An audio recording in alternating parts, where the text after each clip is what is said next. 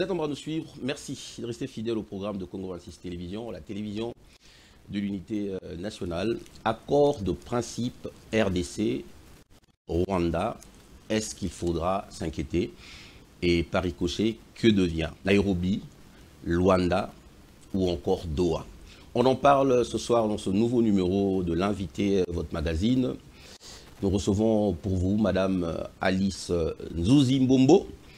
Analyste politique. Analyste politique, oui. Une figure bien connue du petit écran, avec elle nous allons épiloguer sur cette question de manière à éclairer les zones d'ombre, parce que beaucoup de choses s'est dit autour de cet accord, donc pour certains, le bradage de nos ressources, pour d'autres, ceci, cela. Donc nous allons essayer d'en discuter et vous serez certainement éclairés. Alors, bienvenue, Madame Alice. Merci. C'est un plaisir de vous recevoir. Beaucoup de gens, encore aujourd'hui, attachent votre visage au PPRD. Vous n'êtes plus membre du PPRD. Quelles sont les raisons de votre départ? D'abord, je pense que si mon visage a été attaché au PPRD, c'est parce que c'est le premier parti que j'ai connu et c'est dans lequel j'ai milité pendant plus de 15 années de ma vie. Et je suis entré en politique parce que je voulais servir mon pays. Je voulais servir ma nation et mes compatriotes. Et je suis entré en politique parce que j'aime ce que je fais, c'est-à-dire que je suis politologue de formation. Oui. Je suis une patriote. Et j'étais scandalisé de voir que le président de mon parti avait pris le parti de M. Nanga, un Congolais qui a assassiné plus de 9000 de mes compatriotes en s'aidant d'une armée étrangère des Rwandais, et sachant que ce pays, pendant plus de 30 ans, a versé le sang de plus de 20 millions de Congolais. J'étais scandalisé, voyez-vous. Oui. Et je pense qu'on doit avoir des principes dans la vie. Et même en politique, je fais partie de ceux qui pensent que on doit aller en politique avec un certain idéal. Et là, ça m'a scandalisé parce que surtout qu'au PPRD, on défend le slogan « Ne jamais trahir le Congo ». Oui. Et là, je me suis trouvé en face d'un traître qui a trahi Mouzé en versant le sang congolais pour des buts tout simplement politiciennes. Il y a des échéances. Nous avons dit qu'il n'y aura plus jamais, n'est-ce pas, une autre façon de faire les choses que les élections. Alors je ne comprends pas qu'on décide de se transformer en rebelle, qu'on décide de vouloir arracher. Ce n'est pas beau. Ce n'est pas beau. Alors, et ça nous recule en arrière. Oui, en fait, le PPRD a réagi par rapport à toutes ces accusations. Le président honoraire, Joseph Kabila, également a réagi par rapport à ces accusations. Il a opposé à ceux qui disent qu'il est l'AFC ou qu'il soutient l'AFC des preuves. Avez-vous agi en conséquence parce que vous détenez réellement de preuves? J'ai entendu de mes oreilles. Vous comprenez? Des spéculations. Si je ne l'avais pas entendu, je ne l'aurais pas cru. Oui. Parce que lorsqu'il y a eu passation civilisée de pouvoir, j'étais persuadé que c'était pour le souci de ne pas verser le sang congolais. Mais Kabila demande de preuves qui... Je l'ai entendu dire que la position de Nanga est compréhensible et qu'il la soutient. Je ne l'ai pas entendu présenter ses condoléances aux Congolais, aux familles endeuillées. Au moment où nous parlons, des milliers de familles, de nos compatriotes, les gens avec lesquels nous avons le même hymne national, les gens avec lesquels nous parlons la même langue, les gens avec lesquels nous partageons les mêmes frontières, nos frères de sang, sont endeuillés. Et je n'ai pas entendu cette personnalité qui a fait plus de 18 ans au pouvoir, ne fût-ce que leur présenter ses condoléances. Et puis, j'ai vu, n'est-ce pas, il était à Goma, même si aujourd'hui il le nie. Il était effectivement à Goma. Là, c'est encore, un autre débat, oui. Et ceux qui le protégeaient, c'était l'armée rwandaise, entre autres, et le M23. Alors vous et moi, nous ne pouvons pas aller à Goma parce qu'il y a l'insécurité. Alors si lui se sent en sécurité, entouré du M23 et des militaires de Kagame, on est en droit de se poser des questions. Alors on en a suffisamment parlé, les médias en ont parlé, mais bon, en fait, la famille politique de Joseph Kabila nie le fait qu'il soit passé à Goma. On ne va pas revenir sur ce débat, mais aujourd'hui, l'actualité, c'est aussi ces deux mondes. demande du ministre de la Justice, Constant Moutamba, au Sénat, de la levée des immunités de Joseph Kabila. Vous avez tout à l'heure dit que nous avons vécu une passation de pouvoir civilisé en RDC, où nous avons eu l'honneur d'avoir un ancien président. Que Kabila soit poursuivi aujourd'hui, pensez-vous que c'est une bonne idée? Écoutez, parlons peu, parlons vrai. Oui. Pendant 18 ans, il était censé être celui qui avait le souci de la cohésion nationale et qui devait avoir également le souci de veiller à l'intégrité territoriale de notre pays. Et je ne peux pas concevoir que cette personne qui a présidé à la destinée des Congolais soit aujourd'hui du côté de ceux qui assassinent le Congo. Je ne peux pas concevoir ça. Donc, vous soutenez la démarche du ministre de la Justice? Je soutiens et je dis que c'est la justice qui élève une nation. Et oui, la justice doit être rendue. Parce que lorsqu'on trahit son pays, pour des buts politiciens, M. Nanga, c'est pour des carrés miniers. Tout le monde le sait. Et puis, il voulait aussi devenir Premier ministre. Tout le monde le sait. Alors, si chacun, pour des ambitions personnelles, doit commencer à prendre les armes contre ses compatriotes, n'est-ce pas? On sait ce que les États-Unis ont fait à Osama Ben Laden. Alors, pourquoi est-ce que dans notre pays, on ne rendrait pas justice aux Congolais? Je dis que le ministre de la Justice a raison. Et il doit aller jusqu'au bout, n'est-ce pas? Pour donner également une leçon à tous les Congolais qui voudraient, sous prétexte d'une raison ou d'une autre, assassiner d'autres Congolais. On n'a pas le droit d'ôter une vie. Alors, certains penseront aujourd'hui que votre discours est lié au fait que Kabila n'est plus au pouvoir. Ce n'est pas vrai. Vous quittez la barque parce que aujourd'hui, Kabila n'est plus aux affaires. Dois-je rappeler que c'est le deuxième mandat de M. Tshisekedi? Certains disent aussi que c'est peut-être lié à vos origines. Vous voulez soutenir votre frère. Comment vous réagissez? Je ne suis pas tribaliste. Je ne suis pas du tout tribaliste. Je suis nationaliste. Lorsque je me bats pour mes frères du Kivu, je ne suis pas originaire du Kivu. Mais c'est un problème personnel. Parce qu'il s'agit de mes compatriotes. Et c'est le deuxième mandat et le dernier de M. Tshisekedi. Donc si je voulais partir pour des raisons uniquement de jouissance et autres, je serais parti au premier mandat. Mais je suis quelqu'un qui a une vision des idées que je défends. Et lorsqu'on trahit ces idées, je ne suis plus avec vous. Alors, je vous ai présenté ici comme personnalité politique indépendante. Vous avez été reçu dans le cadre de consultations politiques par le conseiller spécial du chef de l'État. Absolument. En quelle qualité avez-vous été reçu? En qualité de personnalité politique. Alors, c'était quoi l'économie de vos échanges? Nous avons échangé sur ce que devait être le prochain gouvernement, quelle était ma vision sur cela, comment est-ce que de combien de ministres devaient être composés et quel devait être l'esprit de ce gouvernement, comment est-ce que je le voyais. Et nous avons également échangé sur les problèmes sécuritaires du pays. J'ai donné mon avis sur certains points. Alors, gouvernement de cohésion nationale, les consultations ont pris fin.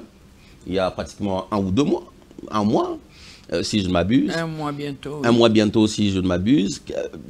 Qu'est-ce qui bloque? Au-delà du fait que ce qui bloque, selon vous aujourd'hui, quelle est la place d'abord de la femme dans ce gouvernement, qu'on qualifie un gouvernement de combat, et quel est le profil des animateurs de ce gouvernement?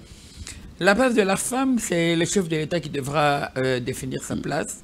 Et j'espère qu'il mettra l'accent sur la gente féminine parce que nous, les femmes, nous sommes des personnes qui savons ce que nous voulons en général et qui nous tenons à ce que nous voulons, de un. De deux, concernant les ministres, comment est-ce que je vois, n'est-ce pas? Oui, quel profil aujourd'hui? On entend de campagne par-ci, par-là. Non. Certaines personnalités voudraient revenir au gouvernement, qui d'ailleurs était au gouvernement. Surtout pas. Alice Nzouzi est preneur. Surtout pas, bien entendu. Bien entendu. C'est un honneur pour moi que de servir mon pays. Je le dis haut et fort. C'est aussi celle-là, Alice Nzouzi. Je dis ce que je pense, voyez-vous. Alors, je pense que le gouvernement devrait être composé de patriotes. Et je pense que le chef de l'État gagnerait à choisir, à faire son choix parmi les différents partis politiques. Nous sommes en guerre et nous sommes dans une période où le pays a besoin de toutes les intelligences. Et nous nous rendons compte que dans la pépinière que sont les partis politiques de notre pays, il y a beaucoup de valeurs, de grandes valeurs. Alors, le chef de l'État aurait, à mon humble avis, intérêt à faire son choix parmi différents partis politiques. Et pas spécialement, comprenez-moi bien, pas spécialement en tenant compte du choix des autorités morales. Pourquoi je dis cela? Parce que nous savons que dans les gouvernements passés, bien souvent les autorités morales envoient au gouvernement ceux qui le sont soumis, n'est-ce pas, les fidèles, alors que maintenant, on a besoin de la matière grise du Congo. Alors, les services de sécurité sont bien placés pour savoir qui est qui et que représente qui. Ils pourraient faire une étude là-dessus.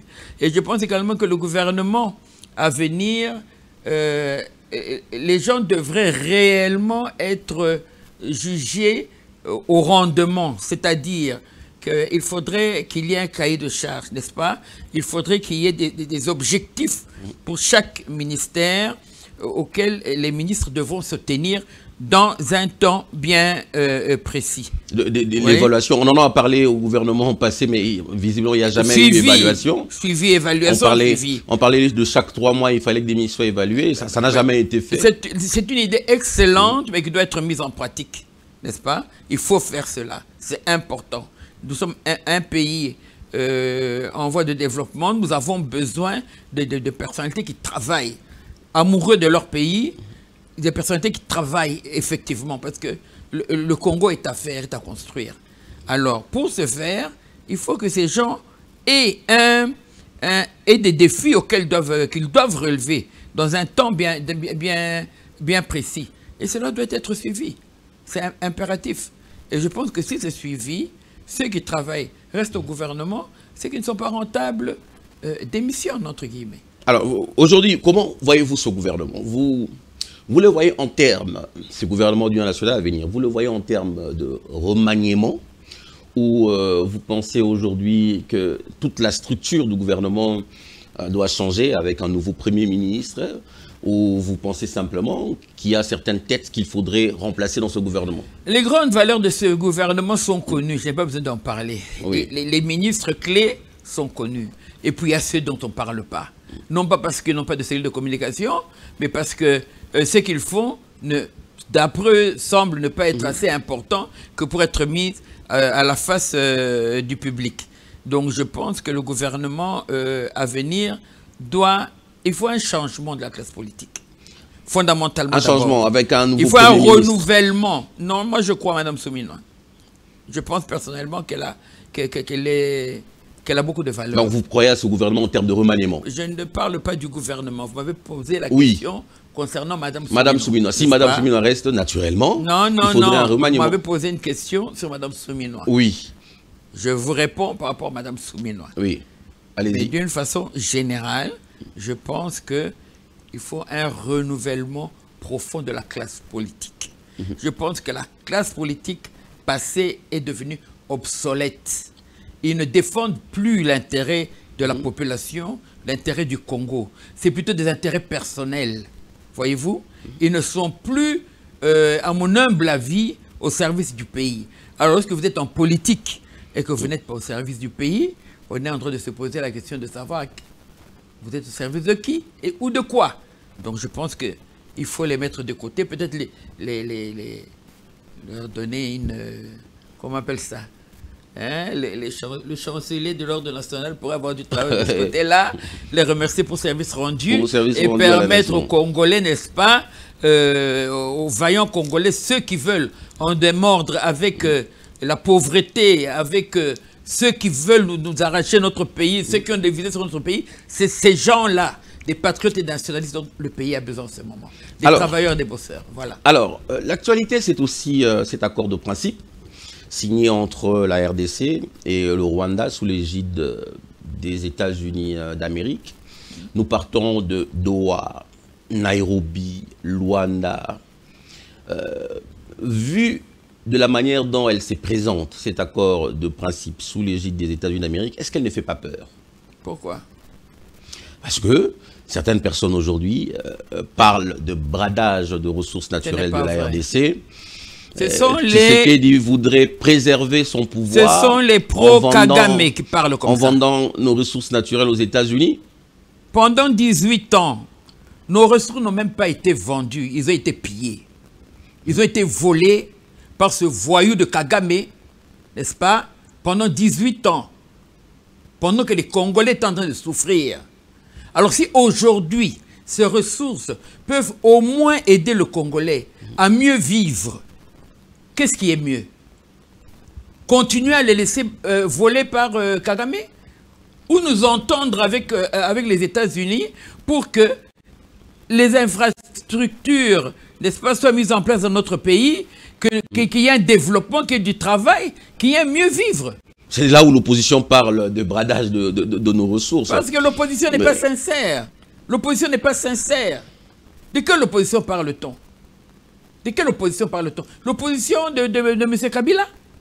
Ou l'opposition non armée? Les opposants, eux tous d'ailleurs pensent de la même manière quelque part, parce qu'on les a tous vus à Luanda, n'est-ce pas, à un moment donné, aux côtés de Nanga. Une honte pour l'opposition congolaise. Qu'est-ce qu'ils sont allés faire à côté d'un génocidaire? Un homme qui a du sang de 9000 Congolais sur les mains. Qu'est-ce qu'on allait faire à côté de cet individu-là? Alors que le penser autrement n'est pas un péché. Nous aimons tous notre pays et le pouvoir et l'opposition, mais nous avons tout simplement une vision différente quant à la manière de gérer, le pays pour l'amener à l'émergence, à un mieux vivre du Congolais. Mais M. Nanga est un voyou. Il a tué des Congolais pour des besoins personnels. Aujourd'hui, il change cela pour dire que non, c'est pour sauver le Congo. De quoi on parle? Qui lui a demandé ça? C'est aussi ça le problème. Le chef de l'État a parlé de négocier avec l'AFC comme une ligne rouge qu'il ne devra jamais franchir. Il a d'ailleurs dit que même s'il venait devant sa porte à la Cité de l'Union africaine, il ne négociera jamais avec le M23. La réalité nous rattrape aujourd'hui. Le gouvernement congolais a signé un communiqué conjoint avec l'AFC et les M23. Un communiqué séparé. Chacun a signé son communiqué. Oui, mais ils se sont rencontrés à Doha et ils ont finalement échangé. Non, c'est les États-Unis qui, dans le cadre, n'est-ce pas, de l'aide qu'il veut apporter à l'Afrique centrale, s'est impliqué pour trouver une solution entre les deux parties. Et c'est un pas en avant. Notre ministre des Affaires étrangères était présent avec le représentant de ce voyou de Kagame. Ça me plaît de l'appeler voyou, hein. Je vais l'appeler souvent dans votre émission. On vous le concède. Merci beaucoup. Oui. Alors, non, il n'y a pas eu deal entre le chef de l'État et les M23. Et M. Kabila, qui est le chef du M23. Et il n'y en aura jamais. Mais où est la place de Kabila? Parce que d'une part, on négocie avec le Rwanda, d'autre part, c'est avec l'AFC de Corneille Nangaa. Kabila est mentionné nulle part. Eh bien, il y a un début et une fin à toute chose. Il y a un début et une fin à toute chose. Il aurait gagné à ne pas faire tuer les gens inutilement. Il était un sénateur à vie. Il avait ses biens. Il pouvait se promener dans le monde entier librement sans problème. Mais voilà, on n'en a jamais assez. Il fallait servir M. Kagame qui, pendant 18 ans, pillait légalement notre pays. Maintenant, voilà, il y a un Congolais 100% qui est là et qui ne veut plus ce genre de bêtises-là. Mais ça choque un peu. Alors, ça choque un peu, Alice Douzi, pour ceux qui vous connaissent du PPRD, défendant Joseph Kabila. Ne soyez pas choqués. Et aujourd'hui, il langage vis-à-vis du CNTR. Je suis entré au PPRD. Certains parleraient du vagabondage politique.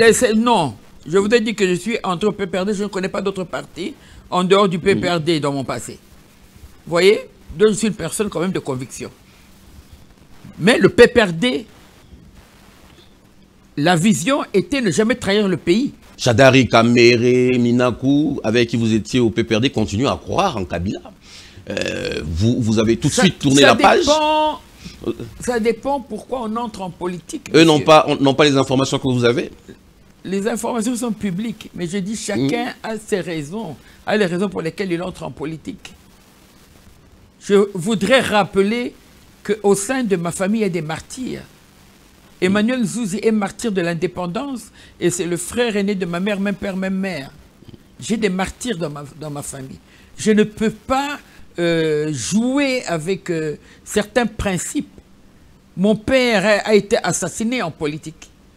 Nous avons des martyrs dans notre famille. Donc pour nous, la politique n'est pas un jeu. Ce n'est pas un jeu. Et quelqu'un qui vient usurper une identité,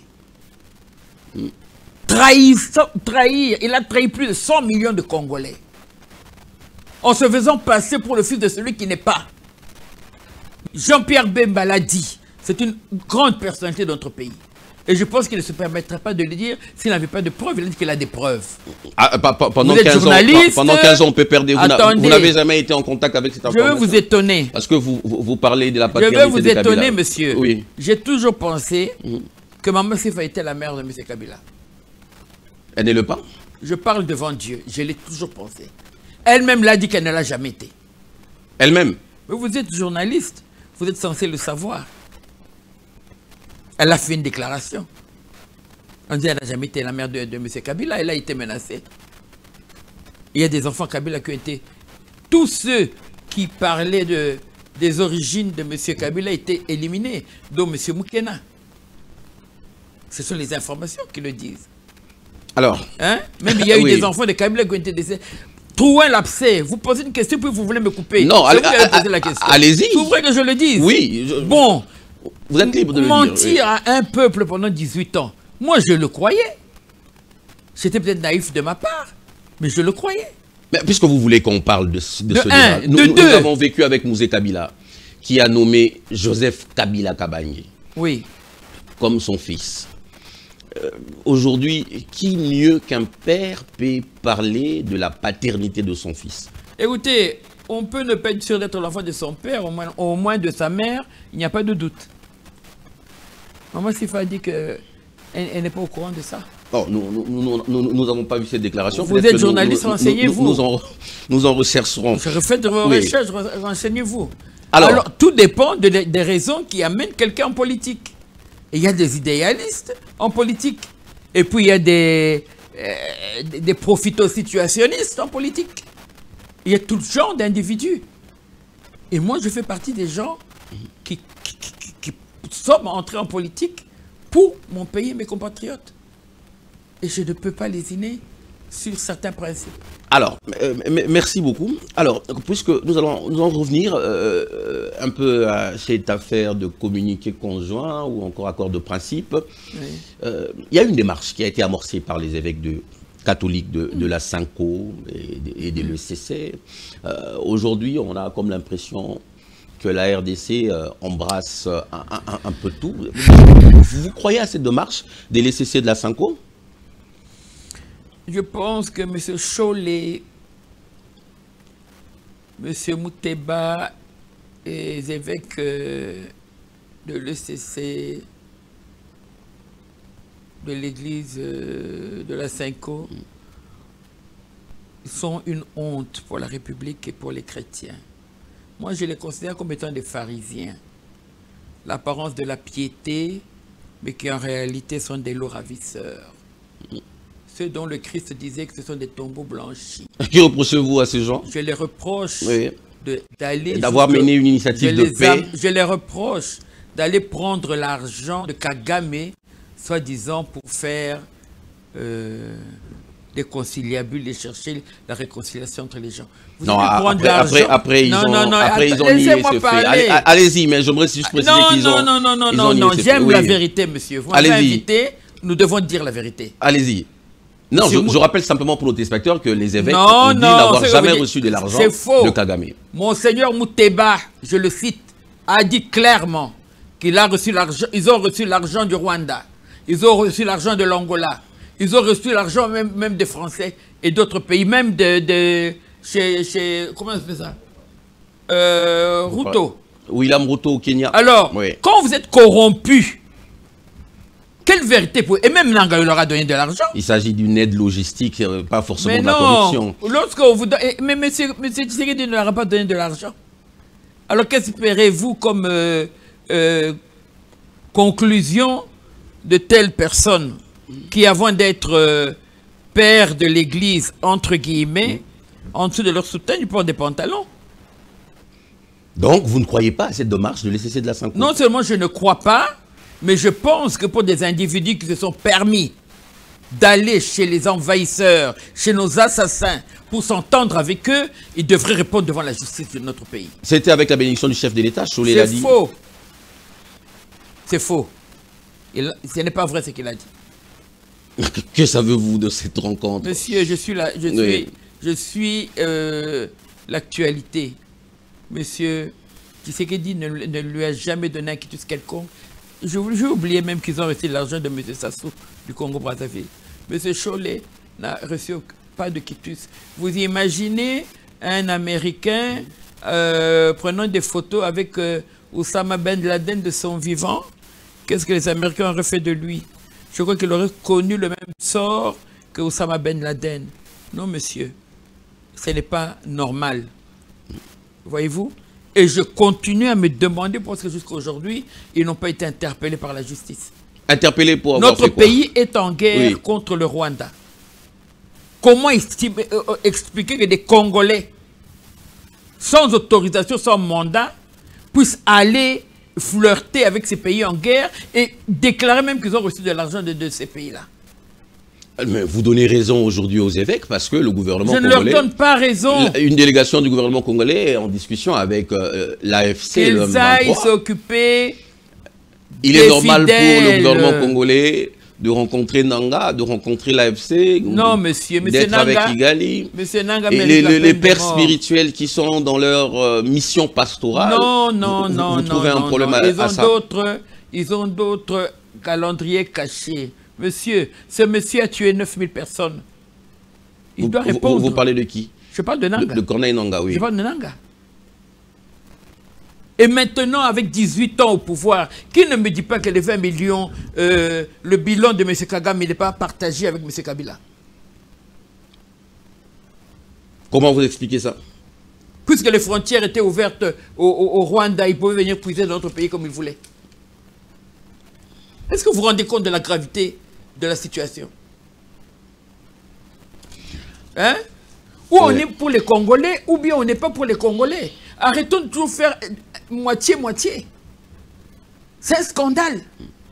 Et vous, prêtres, sans qu'on vous demande quoi que ce soit, vous allez pour négocier quoi? Quelle entente? Quelle entente? Bon, maintenant, les 9 000 morts, c'est bon pour. Vous allez dire quoi aux familles qui ont perdu les membres de leur famille et qui attendent justement le chef de l'État que justice leur soit rendue? Qu'est-ce que vous allez leur dire? Vous, abbés, qu'est-ce que vous allez dire? Mes seigneurs, qu'est-ce que vous allez leur dire à ces familles? Et au nom de quoi ce monsieur n'a pas à passer devant un tribunal? Au nom de quoi? Au nom de la paix. La paix. Parce que, et il y a trois façons à mon humble avis,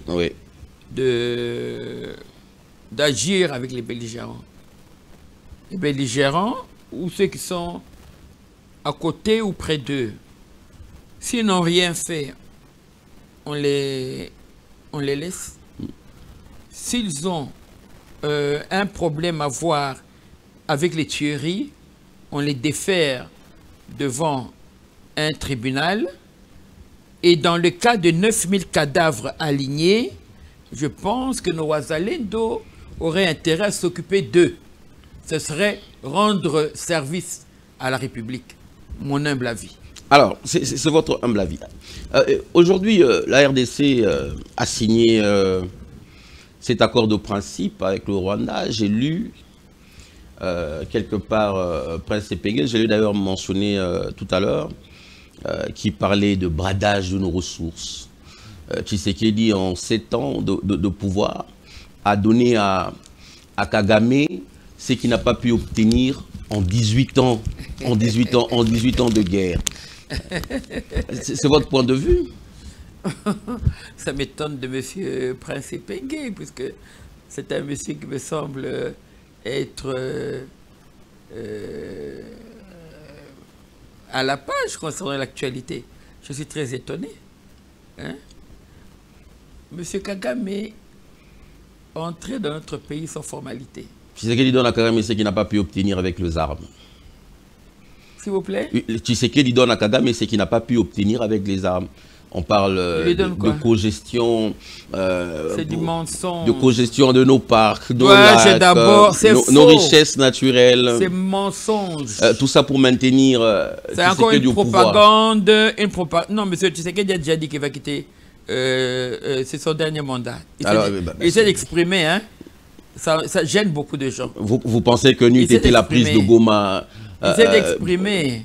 Allez-y, on parlait il y a 3 mois de la révision constitutionnelle aujourd'hui. On n'en parle plus parce que Goma et Bukavu est tombé. Monsieur, dans la Constitution, le Congo est un bien sans maître. Dans la Constitution, oui. C'est-à-dire expliquer à ceux que nous C'est ce qui est écrit dans la Constitution. Cette Constitution doit absolument être révisée. C'est pas changé. C'est une constitution qui avait été mise en place dans l'intérêt des belligérants. Vous êtes la seule à en parler encore. Je dis la vérité, on n'en parle pas. Personne ne parle plus du changement de la constitution aujourd'hui. Non, parce que maintenant nous avons... C'est visiblement un débat suranné. Non, non. Nous avons maintenant comme souci majeur de veiller à la protection de nos frontières, de bouter dehors le voyou de Kagame et ses acolytes. N'est-ce pas? C'est d'abord notre souci majeur et on verra le reste après. Parce que le pays, c'est la priorité des priorités. N'est-ce pas? Non, non, non, non. Je ne pense pas qu'on ait laissé tomber cela. Mais moi, je pense qu'il faut que dans la Constitution, il y ait un endroit où il est dit que le Congo appartient aux Congolais. C'est un impératif. N'est-ce pas? Il y a beaucoup d'articles dans la Constitution qui ne nous rendent pas maîtres de notre pays. C'est une Constitution qui avait été faite pour permettre à ce que le 1 plus 4 puisse vivre. Mais nous sommes un pays, c'est notre pays. On n'allons pas vivre à vie d'éternel avec les Rwandais. Les Rwandais restent au Rwanda. Le Congo appartient aux Congolais. Donc il faut une constitution qui préserve les intérêts des Congolais et du Congo. Alors, aujourd'hui, on peut parler ou on peut avoir le courage d'affirmer qu'avec toute cette énergie diplomatique que déploie le gouvernement et le président de la République, que nous tournons peu à peu la page de 30 ans de guerre. Oui, monsieur Tshisekedi a fait cet exploit. C'est vraiment quelque chose d'extraordinaire. Il a surpris, hein, ça c'est vraiment ce qu'on appelle le joker, comme on dit. 30 années de misère, de souffrance, qui vont prendre fin dans très peu de temps. Et en échange, nous aurons la sécurité de l'espace congolais, n'est-ce pas? C'est là pour vous rappeler qu'il y a beaucoup de blablabla qui se disent, qui ne reflètent pas toujours la vérité, puisque l'impératif dans ces documents est que le Congo, les frontières du Congo doivent rester intactes. Donc je ne vois pas comment est-ce que, d'un côté, on reconnaît que nous devons garder les frontières de notre pays, et de l'autre, on va faire des deals avec un pays envahisseur comme le Rwanda pour venir nous piquer encore ce qui nous appartient. Alors, les États-Unis ont proposé pratiquement le même deal, pour emprunter vos mots, avec l'Ukraine. Et à suivre l'actualité internationale, aujourd'hui, l'Ukraine n'a toujours pas signé ces contrats de ressources naturelles contre paix avec les États-Unis. Aujourd'hui, la RDC a fait le premier pas vers les États-Unis. Certaines statistiques disent aujourd'hui que les États-Unis vont investir 5 millions de dollars. 500 millions. 500 milliards en 15 ans. En 15 ans, pour gagner... 500 milliards. Pour gagner combien? Pour gagner combien? N'est-ce pas un contrat léoné comme... Qu'est-ce qu'on a gagné en 18 ans? Où les Rwandais veulent nous voler pour rien? Qu'est-ce que vous et moi vont gagner? En 18 ans, les frontières de la RDC n'étaient pas aussi, tangibles. Tshisekedi a reçu un pays avec 145 territoires. Goma, Bukavu n'était pas sous le contrôle de Rwanda. S'il vous plaît. Bon, certains le diront. Mais qu'est-ce que nous gagnons réellement, oui? S'il vous plaît. S'il vous plaît. C'était des coups de fil entre M. Kabila et M. Kagame.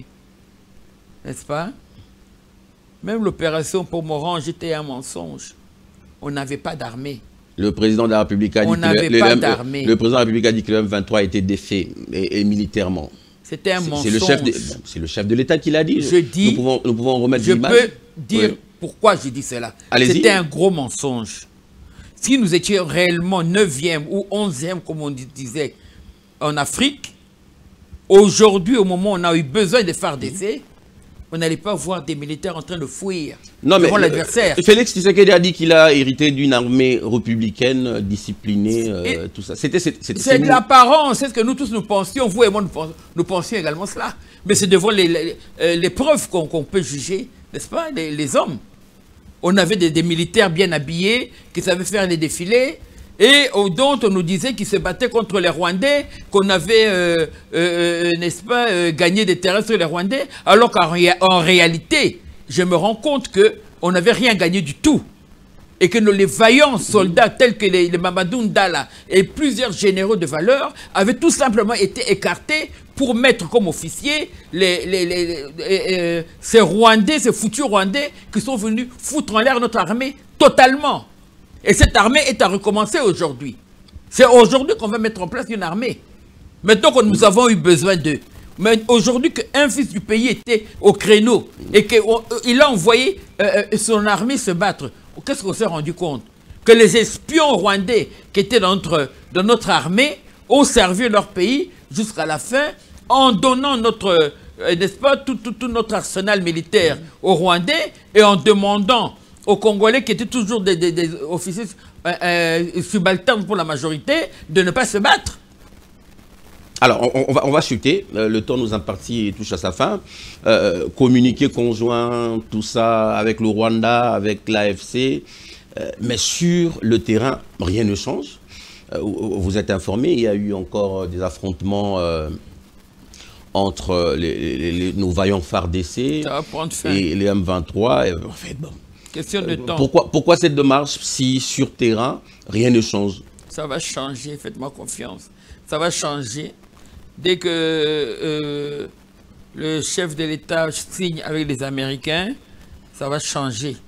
Parce que, n'est-ce pas, dans la vente de nos matières premières, n'est-ce pas, il y a l'entente selon laquelle les États-Unis vont protéger les frontières de la RDC. Aujourd'hui, c'est visiblement le seul espoir. C'est aujourd'hui le seul espoir du régime en place. Hein. Avant quel était notre espoir? On devrait compter sur... C'est un point tel que... On devrait compter sur notre armée. Attendez, mais armée qui devait être mise en place Trump par qui? se présente comme le sauveur de la RDC. Qui devait mettre en place cette armée? Mais lorsque M. Tshisekedi est arrivé, c'est un civil, monsieur. Oui, en 7 ans de pouvoir, qu'est-ce qui a été fait? Mais lorsque je viens et que je vous trouve habillé et que vous me dites que voilà mon costume est tout à fait bien, vous êtes assis, pour moi, je vois que vous êtes bien habillé. Mais en vous levant, je me rends compte que derrière, il y a un gros trou.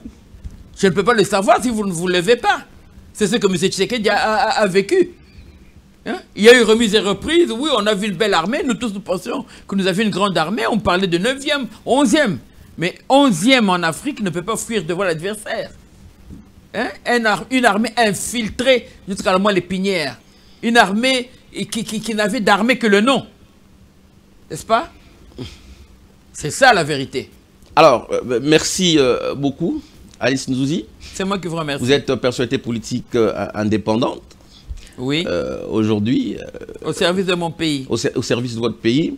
Oui. Alors, ici, vous devrez lancer un message à nos populations qui vous suivent dans l'Est de la RDC. Quels seraient ces messages? Et on va finir par là. Bande Guanabiso, Bana Congo, Bana Est, Nord Kivu, Sud Kivu, Ituri. Tozana Bino. Likampasi na bino. Tozo vivre yango na mitema na biso. Togo tika bino te tozana bino. Et nayebi ete mokonzi ya mboka akosala nyonso po ete kimia ezonga bo banda ko vivre ne boza ko vivre liboso banguna na biso ba bazo ko bundisa biso ba rwandais ba ko tika mabele na biso po ete za mabele ya bankoko na biso balinga te ba ko longwa kaka mena ba kolisi na nyonso ba ko longa na mboka na biso pe ba ko tika la biso mboka ya Lumumba mboka ya bakoko na biso nyonso mboka ya musée Laurent Désiré Kabila. Merci à vous d'avoir été nombreux à nous suivre. Vous pouvez participer également au débat en partageant, en commentant sur nos différents réseaux sociaux. Pour vos avis et suggestions, vous pouvez nous contacter sur le numéro qui est affiché au bas de votre écran. Le prochain invité, c'est peut-être vous. Alors, entre-temps, restez branchés sur le programme de Congo 26 Télévision, la télévision de l'unité nationale. Moi, je vous retrouverai certainement prochainement et ça sera avec le même plaisir. Merci.